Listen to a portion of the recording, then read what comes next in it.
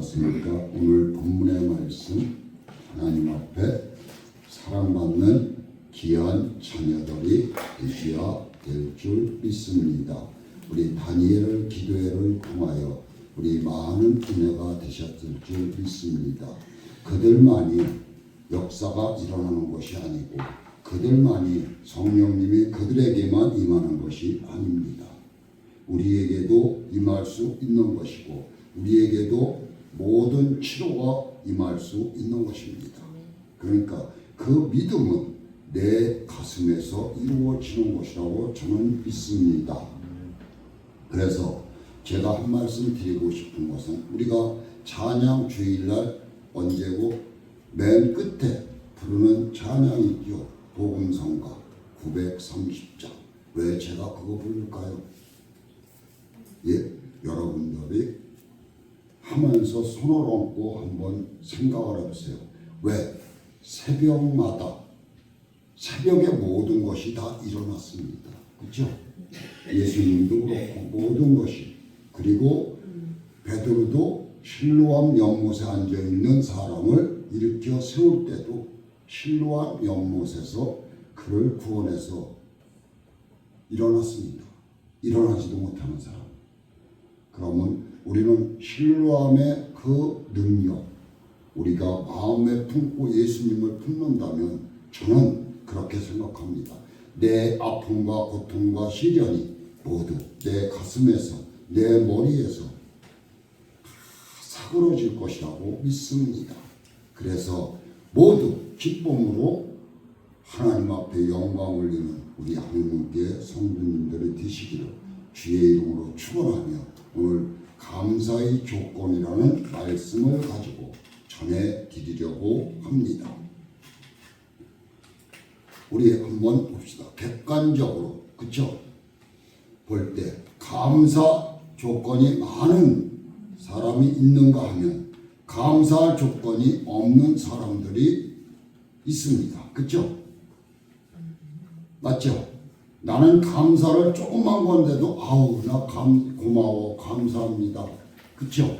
그렇습니다. 그리고 어떤 사람들은 이만한 걸 옆에서 받으면 요만한 거 줬다고 불만과 불평과 좌절, 그리고 나는 왜 이렇게 해? 하고 불만과 불평을 퍼붓는 사람들이 있습니다. 그러면 뭡니까? 감사가 입술에서 나올 수 없는 사람이 있다는 얘기입니다. 그러다 보면 어떻게 될까요? 내 몸은 스스로 내가 타락을 시키는 것이라고 저는 믿습니다. 그렇죠? 그래서 감사의 조건은 내가 만든다고 저는 말씀드리고 싶습니다. 그래서 오늘 이 말씀이 떠오릅니다. 스데반, 베드로, 바울, 디모데 잘 아시죠? 주요 인물들입니다. 하나님께서 제자 12세 주님의 그럼 하나님의 사랑은 감사할 이유가 별로 없음에도 이들은 감사가 입에서 떨어지지 않았다는 얘기입니다. 그렇죠? 그 가운데 바울 사도는 어떤 사람이었습니까? 그 많은 재산, 그렇죠? 학벌, 모든 것을 다 어떻게 했어요? 빈 털터리가 된 이상으로 주님을 믿었습니다. 핍박과 좌절과 실망이 엄청 컸을 때도 그것을 웃음으로 감사로 받아들인 사람이 사도 바울입니다. 왜? 율법 교사로 돈도 엄청나게 벌 수 있고 모든 것을 할 수 있는 사람입니다. 로마 시민권도 갖고 있고. 그렇죠? 그런데 이분은 어땠어요? 모든 것을 다 내려놓고 결혼도 포기하고, 그렇죠? 성공의 길도 포기한 사람이 이 사람입니다. 그렇습니다. 어떻습니까? 건강도 건강을 주셨습니까? 하나님께서? 안 좋습니다. 생활도 정말로 지금으로 말하면 빌어먹을 정도의 가난했습니다. 그런데도 그는 기뻐했다는 것입니다. 그런 그가 그 입술에 때마다 강조하는 것은 감사를 했다는 것입니다. 그래서 제가 정말로 하나님의 말씀에 스데반 같은 사람을 말씀이 우리에게 들어올 수 있을까 해서 한번 성경을 한번 열어보려고 합니다. 우리 사도행전 7장 2절에서 4절 한번 찾아보세요. 사도행전. 우리 천천히 합시다.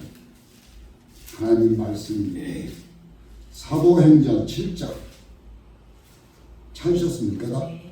예, 우리 7장 2절 4절 읽어봅시다. 다 찾으셨습니까? 행자 행 7장 2절 4절 2절 4절까지 찾으셨습니까? 네.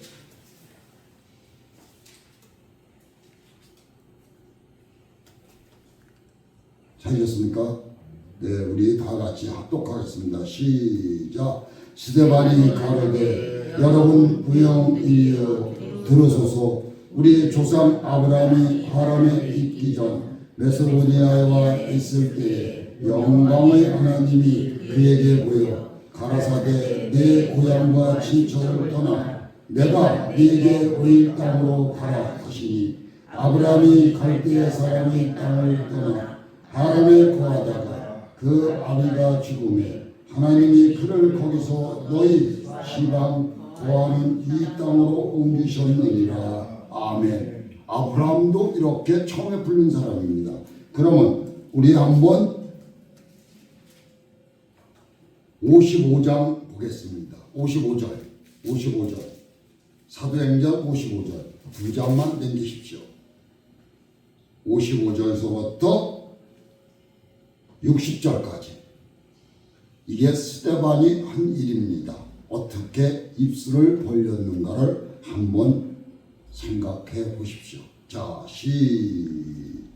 시작. 스데반이 성령이 충만하여 하늘을 우러러 주목하여 하나님의 영광과 및 예수께서 하나님의 우편에 서신 것을 보고 말하되 보라 하늘이 열리고 인자가 하나님 우편에 서신 것을 보라 하시니 저희가 큰 소리를 지르며 길을 막고 일심으로 그에게 달려들어 성 밖에 내치고 돌로 칠세 증인들의 옷을 벗어 사울이라 하는 청년의 발 앞에 두니라.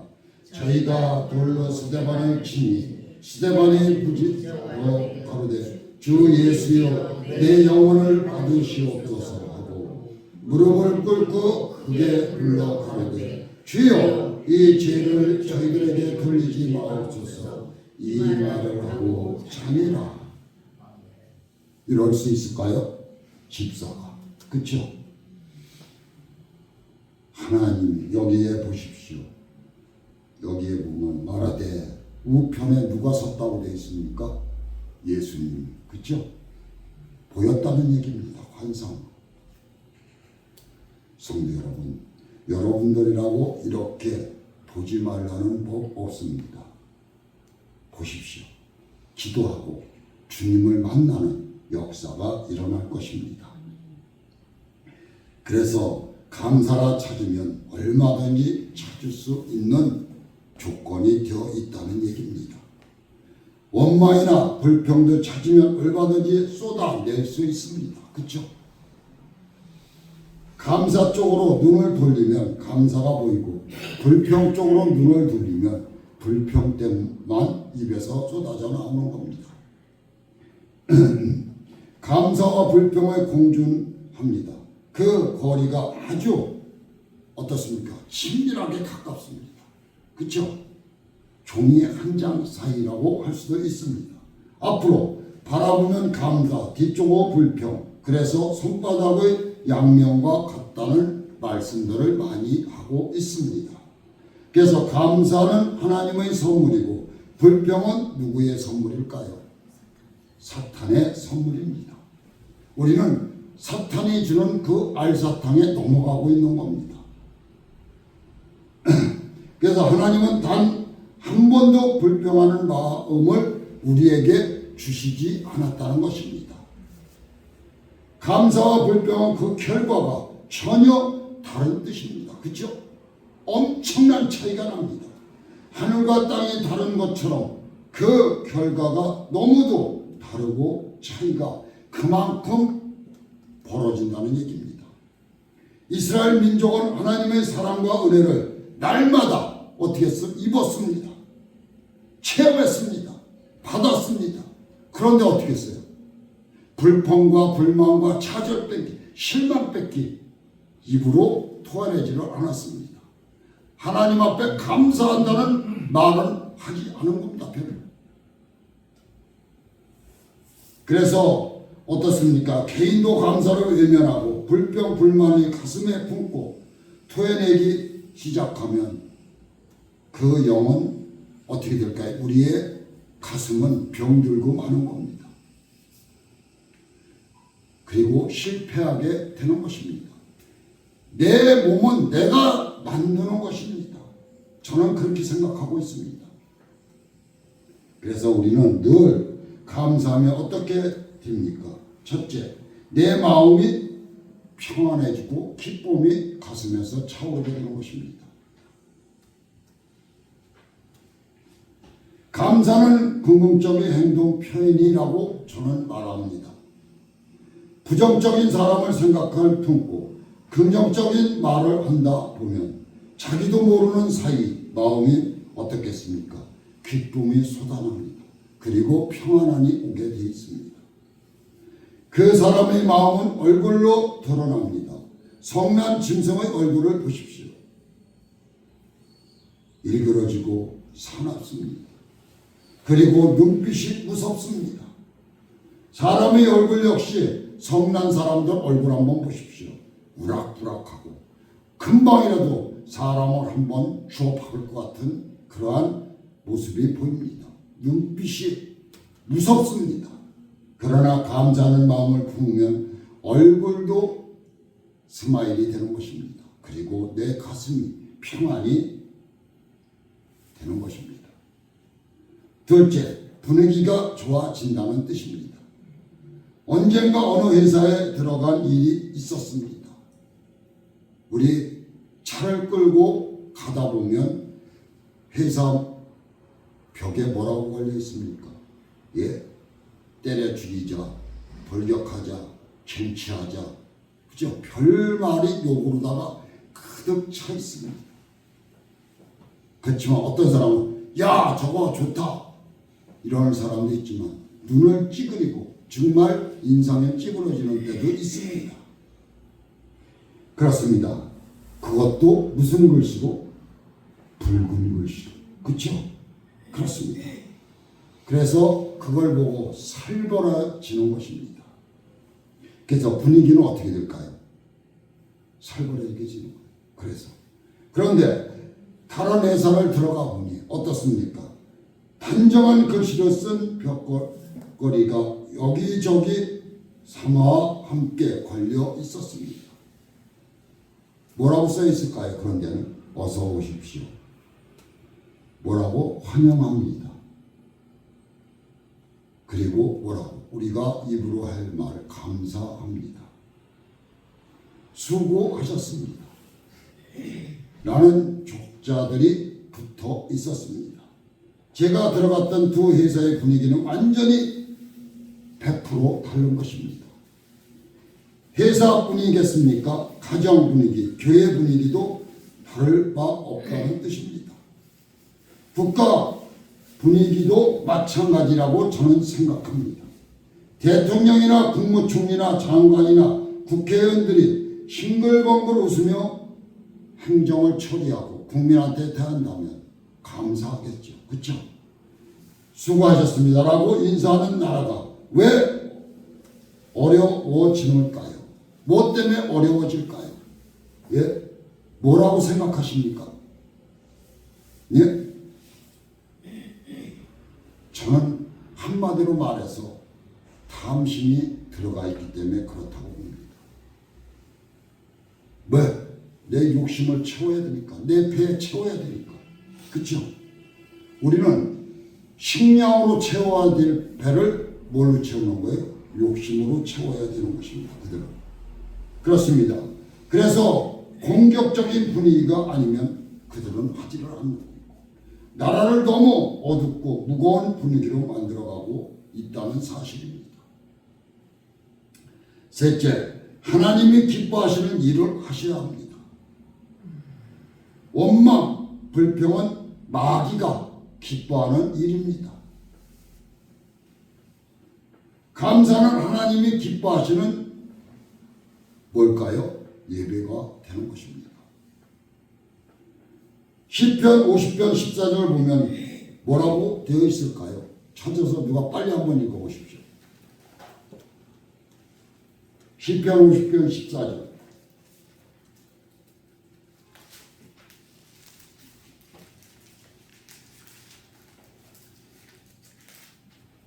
시편 50편 14절. 감사로 하나님께 제사드리며 지극히 높으신 자에게서 내 서원을 갚으며.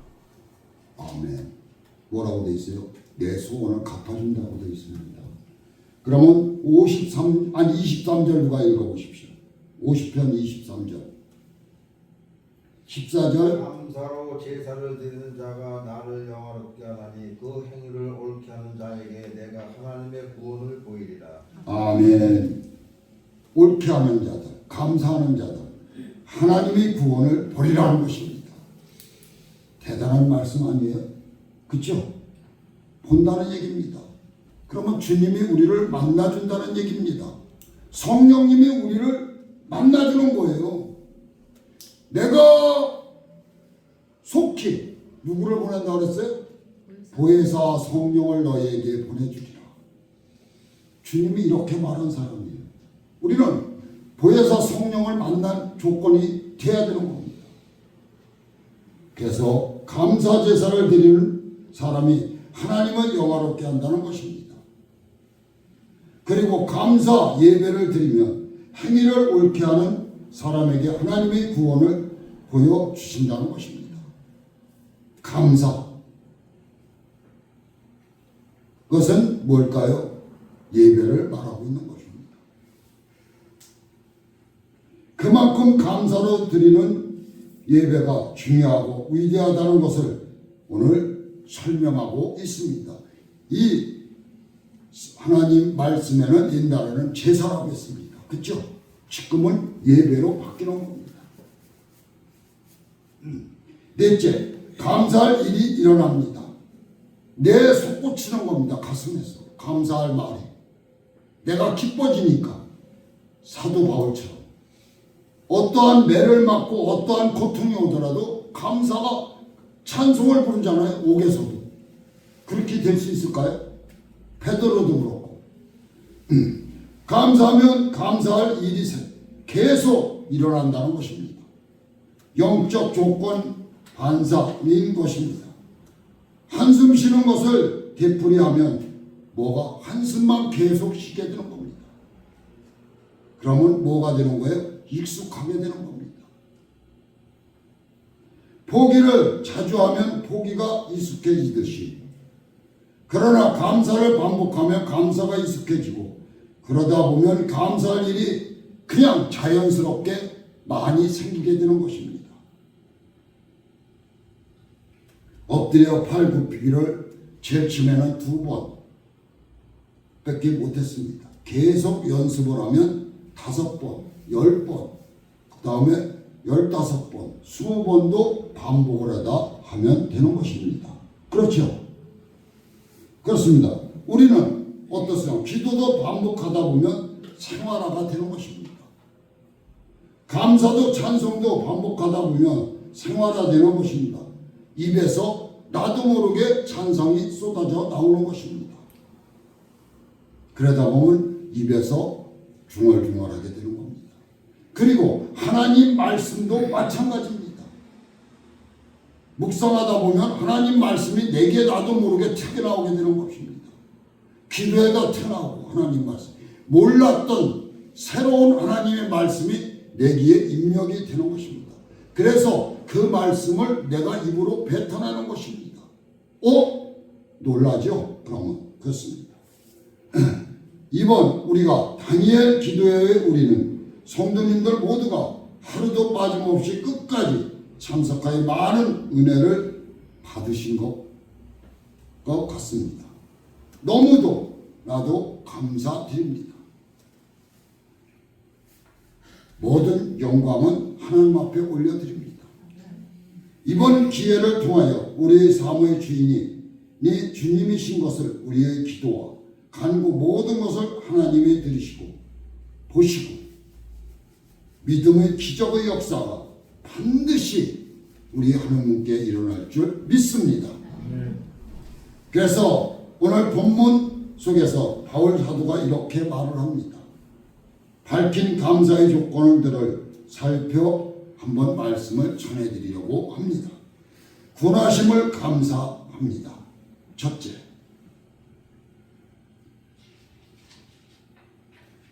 (13절) 우리 읽으셨죠? 주의 사랑하시는 형제들아, 우리가 항상 너희를 위하여 마땅히 하나님께 감사할 것은 하나님이 처음부터 너희를 택하사 성령의 거룩하게 하심과 진리를 믿음으로 구원을 얻게 하심이라고 말씀하고 있습니다. 오늘 본문 말씀이죠. 택하시고 거룩하게 하신 구원하시고도 모든 것은 하나님이 하신다는 것입니다.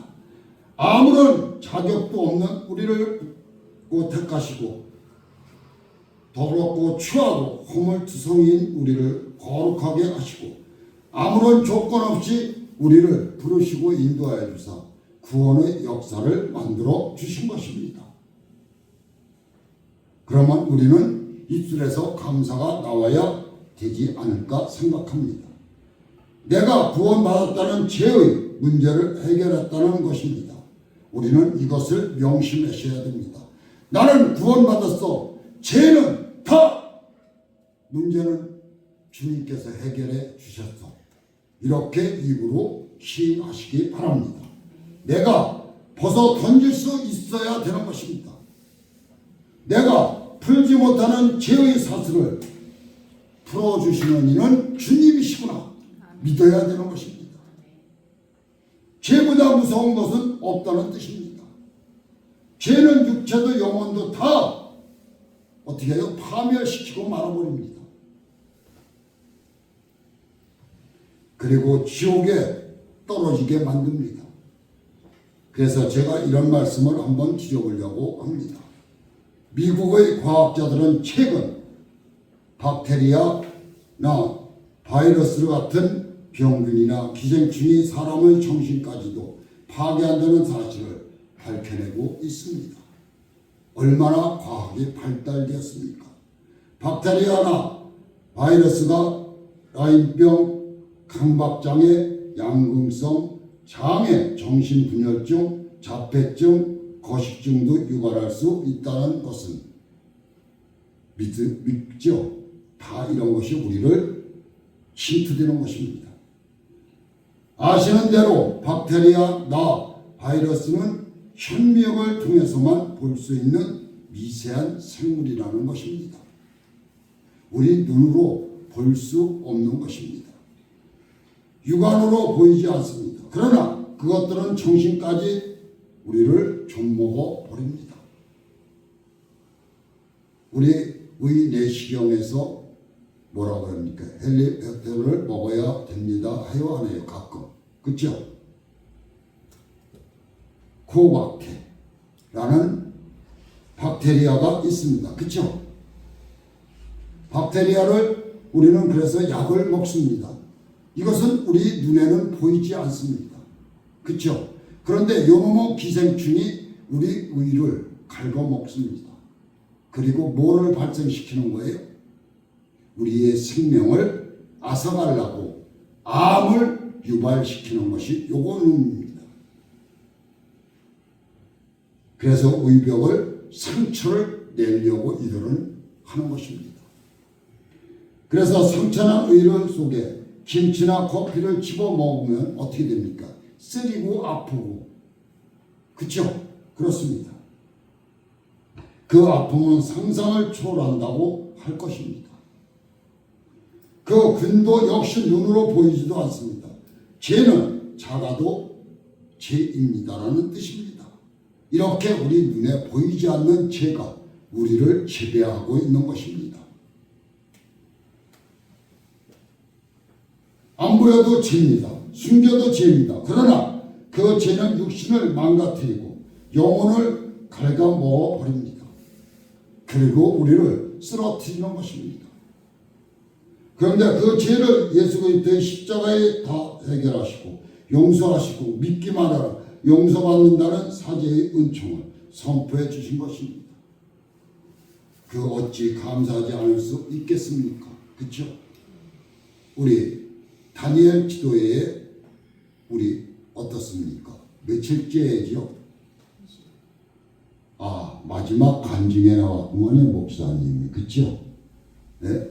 간이 장로님이 사시지 못한다고. 그렇죠? 그래서 기도 부탁하고 목사님이 그랬더니 간 수치가 3시간 만에 어떻게 됐다고요?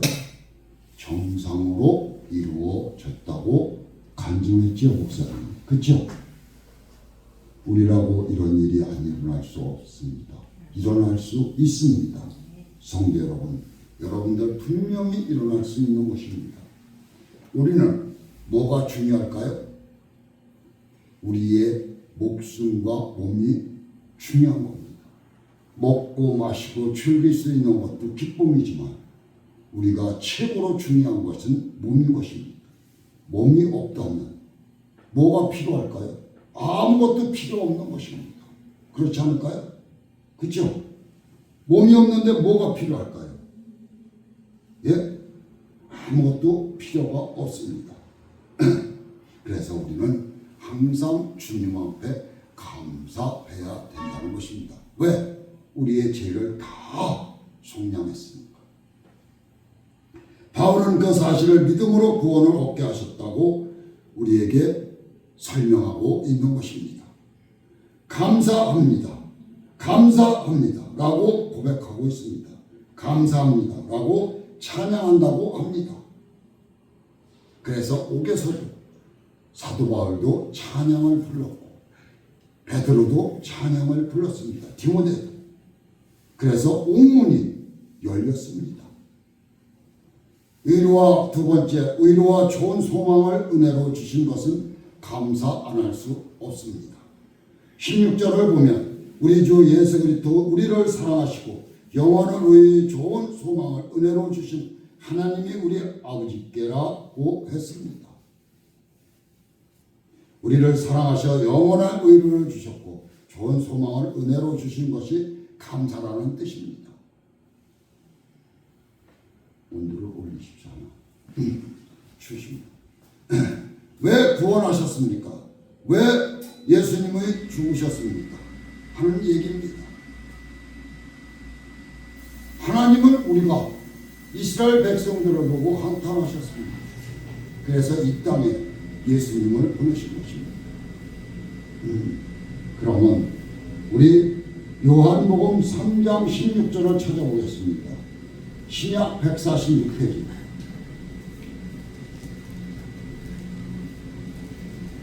큰 목소리로 읽어보십시오. 하나님이 세상을 이처럼 사랑하사 독생자를 주셨으니 이는 저를 믿는 자마다 멸망치 않고 영생을 얻게 하려 하심이니라. 아멘. 뭐를 얻게 한다고? 영생. 그렇죠? 하나님이 이렇게 우리를 사랑하신다는 것입니다. 그러면 우리 에베소서 2장 4절에서 5절. 에베소서 2장 4절 5절 읽어보십시오. 긍휼에 풍성하신 하나님이 우리를 사랑하신 그 큰 사랑을 인하여 허물로 죽은 우리를 그리스도와 함께 살리셨고 너희가 은혜로 구원을 얻을 것이다. 아멘. 8절과 9절과 10절과 읽어보십시오. 너희가 그 은혜로 인하여 믿음으로 말미암아 구원을 얻었나니 이것이 너희에게는 난 것이 아니요 하나님의 선물이라. 행위에서 난 것이 아니니 이는 누구든지 자랑치 못하게 함이니라. 우리는 그의 만드신 바라 그리스도 예수 안에서 선한 일을 위하여 지으심을 받은 자니 이는 하나님이 전에 예비하사 오히려 그 가운데서 행하게 하려 하심입니다. 아멘. 봐요. 우리를 지으셨다는 거예요. 그러니까 우리가 생각을 어떻게 바꿔야 돼요? 180도로 완전히 360도로 바꿔야 돼요. 우리 생각을. 그래서 우리는 항상 감사하는 조건을 만드셔야 되는 것입니다. 감사가 안 나올지라도 그것을 감사로 만들 줄 아는 사람이 돼야 된다는 얘기죠. 저도 못하면서 이런 말을 하고 있습니다. 그래서 사랑 때문에 사랑하기 때문에 죽으셨고 우리를 살리신 것이라고 주님은 말하고 있습니다. 그뿐인가요? 영원한 의로와 좋은 소망이라는 말을 주목해야 되지 않을까 합니다. 얼마 전 친구 목사님 아버지가 세상을 떠났다고 합니다. 한번 이런 말씀을 전해드리고 합니다. 밤늦게 문상을 갔습니다. 우리 가죠? 친구 아버지가 돌아가셨습니다. 늦은 밤이라 문상객이 거의 없었고 가족들만 자리를 지키고 있었습니다.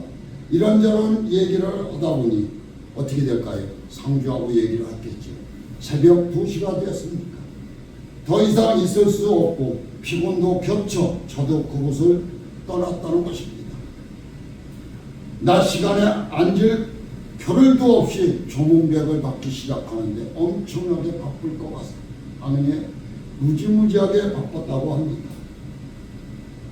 사람이 사람을 의뢰하는 건 다분히 의례적이고 형식적이라는 것, 그리고 사람은 영원히 곁에 있을 수도 없고 함께 할 수도 없다는 것을 우리는 깨달아야 된다는 뜻입니다.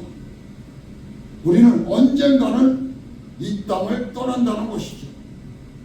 그리고 누구 품으로? 우리 믿음의 자녀들은 주님 품으로 가는 겁니다. 주님이 너 정말 이 세상에서 잘했느니라 품어주실 것입니다. 그러나 주님이 의로를 받은 바울을 말씀대로 영원히 함께 하시는 것을 깨달을 수 있어야 된다는 뜻입니다.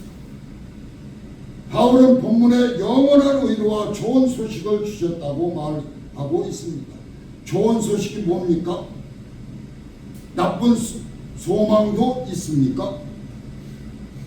그렇습니다. 우리가 이 세상에 거둔 소망들, 사람에게 걸었던 기대들, 그런 것들은 좋은 소망이 아닙니다. 이유는 흔들리고 무너지고 기대대로 안 되는 경우가 많기 때문이라고 저는 생각합니다. 하나님은 우리에게 좋은 소망을 안겨주셨습니다. 그런데 우리가 그것을 어떻게 하는 거예요? 발길로 차버리는 것입니다. 그래서 우리는 항상 불만과 불평을 쏟아내고 있는 것입니다. 우리 찬송가 539장 가사가 좋은 소망이 무엇인가를 설명해 주고 있습니다. 한번 찬양 불러볼까요? 그럼 이거 시간이 가더라도 539장.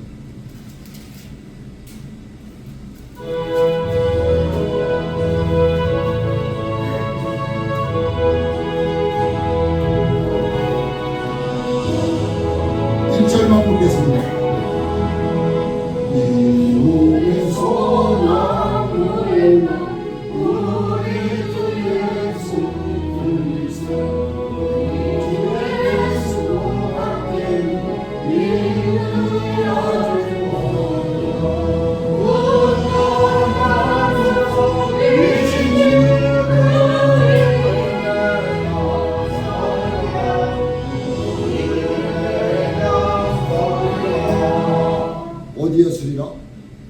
반석위에 쓰리라. 우리가 반석위에 쓰면 되는 거예요. 우리 찬송이라고 해서 이거 만드는 거 아니야? 그렇죠. 다 그런데 어디를 보고 만드는 거예요? 하나님 말씀에서 찾아낸 겁니다. 믿습니까? 예, 그렇습니다. 예수가 소망입니다. 우리의 가슴에 박혀야 되는 거예요. 그러기에 히브리서 제자는 12장 2절에 이렇게 말하고 있어요. 믿음의 주요 또 온전케 하시는 이는 예수를 바라보자고 말하고 있습니다. 예수를 바라보자. 안 믿는 사람들은 예수를 바라보자. 야, 예수가 밥을 주냐 뭐를 주냐 이렇게 말을 합니다. 그렇죠?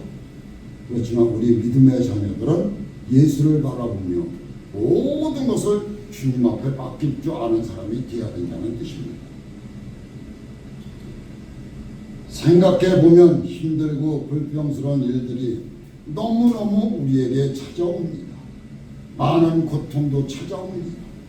정치도 짜증나고 경제는 악화되고 하는 일은 잘 안 되고 어떻습니까? 그렇죠? 모든 것이 잘 안 돼요. 인간이 내 생각으로. 그러나 그렇다고 해서 원망과 불평하고 누구 탓을 한다 보면 더 꼬이고 힘들어지고 짜증스러워지지 않을까 생각합니다. 우리 어떻습니까? 내 머리만 더 아파지는 거예요. 그렇죠? 그러나 눈을 들어 소망이신 예수를 바라보십시오. 감사의 마음을 쏟으며 수천 수만 가지가 감사한 것들 뿐이라는 걸 알게 될 것입니다. 인간의 소망이 예수 그리스도에 있다는 것을 믿으시기 바랍니다. 그래서 우리 어떻습니까? 사도 바울이 그랬잖아요. 예수의 발자취를 따라가고 했습니다. 저는 개인적으로 일생 동안 참으로 많은 사랑을 받고 살아왔다고 저는 생각하고 있습니다. 저를 도와주신 많은 사람들의 사랑을 잊지 못합니다. 낱낱이 기억하고 있습니다. 그런가 하면 저도 조금은 이웃을 도와야지 하는 생각을 갖고 있습니다.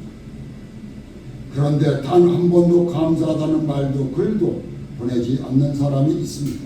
그런 사람들은 도와주면서도 돕고 싶은 마음이 어떻게 될까요? 없는 마음이 들어올 것입니다. 끝으로 하나님은 어떤 사람을 계속 도와주실까요? 감사하는 사람들입니다. 입술로 감사하는 사람, 은혜를 저버리지 않는 사람들, 입으로 마음을 물질로 감사하는 사람들입니다. 감사의 조건은 너무나 많습니다. 뭘까요? 주님 감사합니다. 아멘. 이것이 우리의 입술이 되어야 된다는 뜻입니다. 기도하겠습니다.